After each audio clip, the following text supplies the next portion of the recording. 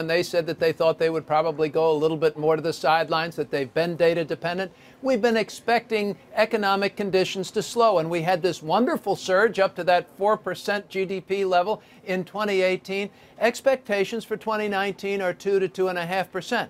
The important thing that I think we heard there in the Beige Book with Steve is that it's slowing growth, but it's not.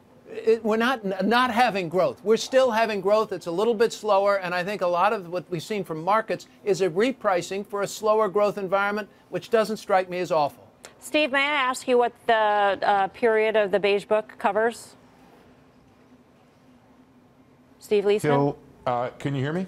Yes, gotcha. Okay, it roughly goes from the last Fed meeting till just about a week or so ago. So it overlaps a bit on the over the shutdown, but not totally. You know, Victoria, I'm reminded of those ads that are playing in heavy rotation these days, where the punchline, I think it's ATT ads, okay is not okay. They ask about your doctor. Is your doctor okay? Well, yeah, how good is he? Well, he's okay, you know, but that's not good enough.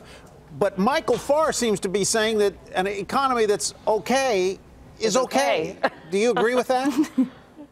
I think Michael is correct in this. You know, we've had such high expectations through 2018. We had the tax reform, we had really high earnings coming through, and so expectations were quite high. As we came into 2019, we saw a lot of that get lowered. And one of the things we're looking at is, have expectations come so far down that now okay news is okay. And I think we're seeing that with some of the earnings too. I mean, we saw Samsung come out with not great earnings, not great guidance, and the stock was only down like 1.5%. We saw some of the bank earnings. They are not great, but they're solid, and look at the movement we're seeing in their stock prices. So I think expectations have come down enough to where now solid numbers are good enough, which is very different than what we saw last year.